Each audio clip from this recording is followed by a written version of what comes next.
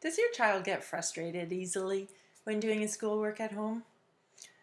Mine did, and I want you to comment because I don't want to feel like I'm alone. Or maybe you have the child who just avoids doing their work or sits in front of it for hours and does nothing. Again, that was me. Are you looking for ways to ignite that love of learning that your child once had? You're going to love today's topic. We're talking about overcoming resistance, reigniting that love of learning. My name is Diana Ralston from Spark Homeschool Parent.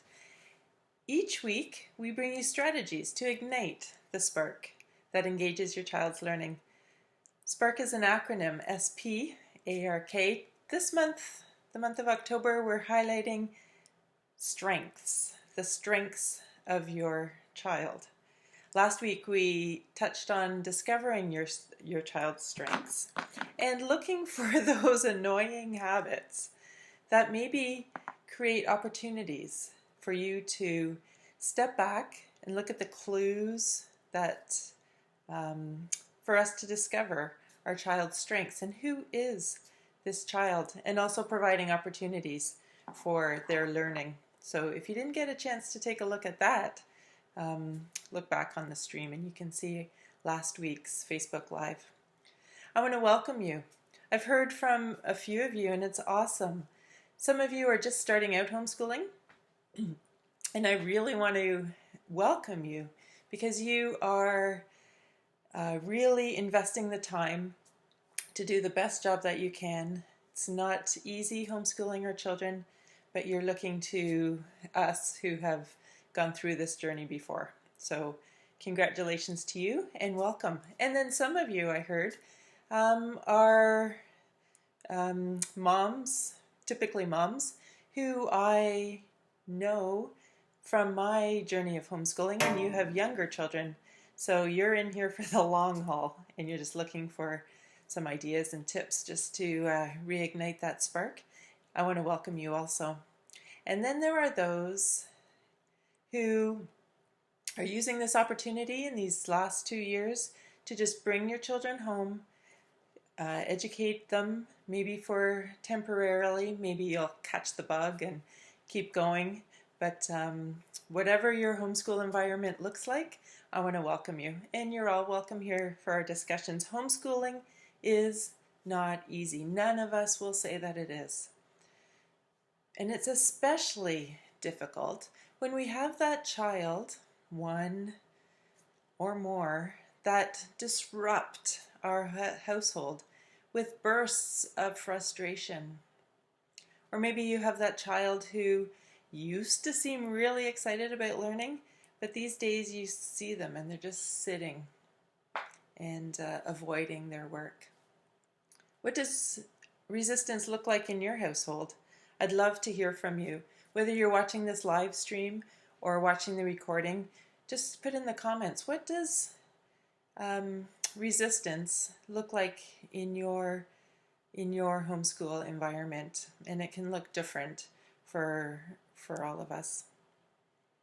We've all heard that people were created to learn, but that's really hard to believe when we see our children complaining and avoiding their work. Today we're going to be talking about natural reasons why maybe our children are resisting learning, doing what we are asking them to do in their schooling. We're also going to be discovering your children's strengths and how that can reignite that spark and the love of learning again. This conversation is for you. If you know that homeschooling at this stage is the best thing for your child and for you, but you are finding that they are disengaged, disruptive, they complain, or maybe they're just avoiding their work. I sent out a poll earlier this week on the Facebook group, Spark Homeschool Parent, and I heard from a few of you, and maybe you're like Julia, who has a few children, but she said yes, she has the disengagement, the disruptions, the complaining, and the child that avoids their work.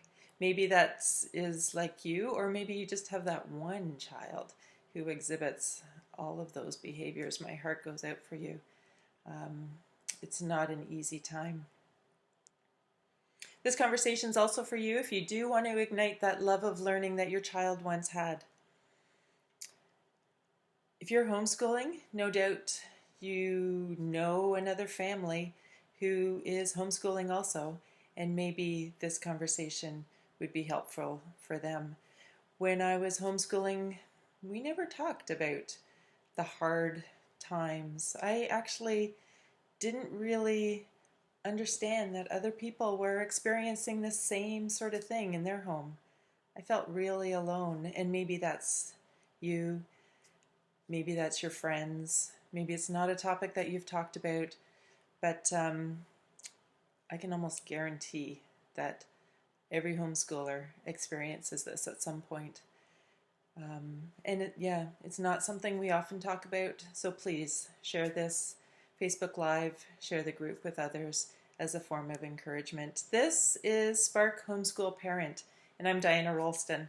And today's conversation is overcoming resistance in the homeschool environment, reigniting the love of learning. There are lots of reasons for resistance. I will only talk about two, touch on a third. I am not here to diagnose. Every child is different. Every family is different. I don't have all the answers. I'm merely going to be sharing some ideas for you to think about. Some ideas from my experience of homeschooling my children, my experience as an educational therapist working with children who struggle in their academics, and my experience through education to be a teacher. I have 3 boys who graduated through to graduation in homeschooling. They're young adults now. But I want to tell you a story about my eldest. Gotta love those oldest children. He was the typical compliant, pleasant, generally well-behaved boy growing up. When he was in grade 3, however old that is, he did the grade 3 curriculum. When he finished that successfully, the next year he was on to the next grade 4 curriculum. And that went on, and he did well and continued. Until that time, I touched on it last week, around the 10 to 13 age, when things just seem to change. For some children it's younger, for some children it's older, but for him, he was 12, doing the grade 8 math curriculum. And I just saw his confidence going down. I saw him just not the same vibrant, happy child that he was. And it stemmed from that math curriculum. At the time he was doing the Saxon Algebra 1/2. I don't encourage or discourage any curriculum. I'm just merely saying this is the curriculum that he was using. At the time, the Saxon math worked really well for him, and I used different curriculum for my other 2. You just have to know your child. But for him, this suited him well up to this point. And so he was doing this Algebra 1/2, what was typically, I guess, mentioned for grade 8s. But he would sit he was doing his math in his room at the time. He would sit in his room, and then, I don't know, an hour would go by, and he'd still be sitting there with no math done. I used that opportunity to stand back, to observe, figure out what is going on. This is not typical for him. And engaged in conversation with him. And what we found out, that for him, he just wasn't ready for that algebra. What are X, Y's, and Z's? Sometimes our children just aren't cognitively mature for the material that we're for the curriculum that they're using. And that's not a good or a bad thing. what we did was I took that math away. He actually didn't do math for a year and a half. I would reintroduce it every once in a while just to test the waters, and then held back again and reintroduced it until 18 months later. Um, he picked up the grade 9 Saxon math and went right into that, and he was perfectly ready for it at that time. But I want to just say that you have to really know your children. I know my eldest, and I knew him at that time. He's very mathematically minded, logical thinking. So I knew he would always go back to math. It's just one of his loves. But he just wasn't cognitively mature for it at that time when he was 12. But through that time also, when he wasn't doing his math, he was doing many other studies. And those, together with just another year of development, made him sort of practiced and increased his cognitive thinking and problem solving. And then he was ready the next year for that. At the time, though, I was still judging. I was judging my son against what I thought all other 12-year-olds were doing. I didn't know. I didn't talk about these things with my friends. The curriculum was telling me that 12-year-olds do this, but my son wasn't. What was his weakness? What was wrong? And then I was judging myself. What was wrong with me as a parent? Why couldn't I teach this to my son? And maybe you're at that stage also. Just thinking, judging, comparing. I want to just encourage you to look at this differently. Every child is unique, and I will say that again and again. Every child is unique. Just stand back. That resistance that you're getting from your child, maybe he or she is just not ready for the material that they're working on. Take a look at that and spend a lot of time observing, getting to know your child and where they are, and engaging in conversations with them, because they're frustrated, clearly frustrated, whether they're showing it in outbursts of frustration or holding it in like my oldest did. So I encourage you just to stand back and get to know your child. Is this just that they're not ready? My second story also has to do with math. My middle son, who's he quite different from my oldest son, he was very vocal about his dislike, in complaining and yelling and ripping pages of math out of his book. I would find these around the house. These pencils now were broken out of frustration, not out of curiosity like I was talking about last week. Disrupting our whole family during the time of school and after, and it was a really difficult time.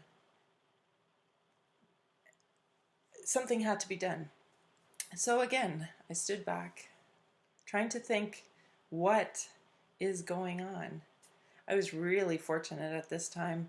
I met a co-op teacher who places public school children into co-ops in high school. And he was placing a lot of children in the automotive, in garages, repair shops. And we had this great conversation. And he said, a lot of these children going into these co-ops, or thinking that that's the future that they want, the career that they want, they just don't realize how important math is. That they actually have to do really well in math to succeed, to strive and do really well in automotive. And this was something that really interested this son. So when he was frustrated and not interested in his math, I sat with him in one of those calm moments, and I just shared with him, God has gifted you with this beautiful curiosity for mechanical things. Can you see how what you're doing in math can really help you when you're taking apart those engines and putting them back together? This worksheet and lessons that are teaching you about ratios and percentages, how about we use that and calculate how much oil is going into that gas if we do it in 100 milliliters. Let's do that calculation again if we mix the gas and oil in 1 liter. And then, hey, this 25-liter jerry can. Let's do those calculations to get that oil and gas mixture just perfect with these calculations that you're learning in math. Math now was relevant. It was exciting for him. I can do this. I can mix the gas. People have told him that it's not easy. I'll do it for you. But he was able to now apply what he's doing in math with what he's doing in real life, and it became exciting. He did have to realize that not everything in that math curriculum can be related to his interests at this time, but no doubt there will be something that he'll be learning that he can apply and can see. This is relevant. This is relevant to my life. I need to know this. Leonardo da Vinci has a great quote that I posted: "Study without desire spoils the memory, and it retains nothing that it takes in." Is that what's happening with your child or your children? That they just don't see the connection between what they're doing, what they're studying, what's frustrating them. Why do I have to do this? I'm never going to use this again. Like, I'm sure you've heard that. Let me know if you have, because I don't want to think that I'm the only person. That what they're learning in school needs to be relevant. They need to have a desire to learn it. I want to just have you think about something for a moment also. I want you to think about the goals that you have for your children. I've done a workshop. I'll do another workshop in the new year about setting goals, social, physical, spiritual, and academic goals. Give some quick thought to that, and we'll get into it later in the next few months. Again, social, physical, spiritual, and academic goals. Is your goal, or one of your goals for your children, to make it to graduation, to finish the curriculum up to grade 12 and to get a diploma? Nothing wrong with that, but let's just think about that. If it is, that's going to be really hard motivation for your child to get through that work. As some children can do it, and that's fantastic. But then also remember, is it their desire? Are they going to remember this? Or are they just getting through it to get to the end? Or is your goal to prepare your child, to ignite that love of learning, to strengthen those God-given talents, desires, abilities, and to prepare them for their life? I would suspect that that's the goal of many of us that homeschool. And if that's the case, then start looking, for that connection between what they're learning and where they're going. And maybe start here. What are their strengths? And then find what they need to make that blossom, to set them on their path. I know that not all homeschoolers are Christians, and I appreciate that. I am, and I read my Bible, and whether you do or not, Proverbs 22:6 can be an inspirational quote, or it can be something that you think of a little bit more deeply. But Proverbs 22:6 says, "Start children off on the path they should go, and even when they are old, they will not turn from it." This was my driving scripture for much of my homeschooling, setting them on that path. And if you think that that is part of your goal for your children, look for the desires, look for their strengths, and then what they need to just get going with those, and that will spark their desire to learn and lessen that resistance. Another thing that so that's this third or the second instance, situation that you may find in your household. I just want to touch on the third. As an educational therapist, I feel like I just have to say this, that sometimes when we experience resistance to learning, sometimes it is due to a disability or a weakness. Again, that's not judgment. That's not a judgment on your child, and that's not a judgment on your teaching. It's just all of us have strengths and weaknesses, things that we love and things that we don't.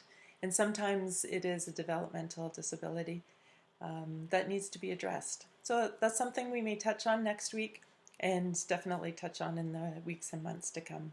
But just keep that in the back of your mind as you're observing your children as they're learning. I think as moms and dads who really know their children, we do get a sense of what is going on. But I hope that you have just heard from this little time together that the importance of standing back and observing and really getting to know your child and engaging in those conversations with them. Ken Robinson is some of you maybe have heard him on TED Talks. He has some great TED Talks. He's a great speaker and has some wonderful ideas about education. And he says in his book, The Element, when you're in the element, your sense of time changes. If you're doing something that you love, an hour can feel like 5 minutes. And if you're doing something that you do not, 5 minutes can feel like an hour. Is that what's happening with your children? That's what was happening with my oldest as he sat in his bedroom for 5 minutes, and he just thought he was there forever with his math in front of him. If we help our children discover the desires that they have, the strengths that they have, the things that they want to do for hours and hours and hours, and time passes in 5 minutes, that's what we as homeschoolers, that's really how we are preparing our children for the path that they are to be on in life and to succeed in life. I hope this has been helpful for you. This is Spark Homeschool Parent, and our commitment is to equip you with the skills and the mindset to navigate this ever-changing homeschool journey. If you're looking for a community of encouragement, join us, if you haven't already, at Spark Homeschool Parent Facebook group. And also remember to like and subscribe. Next week, I'm so excited. I have a guest, Diane Geerling. Some of you may know her. If you haven't, you're going to love our conversation next week. Again, that's Friday at 1 p.m. on Facebook Live. We're going to be talking about be a student of your student, continuing this conversation of strengths and discovering the strengths in our children. And until next week, remember that as a homeschool parent, you can be the spark that ignites your child's learning. I'm Diana Rolston, and you can find me on Facebook at Diana Rolston, Spark Educational Therapy, and spark homeschool parent. Until next week.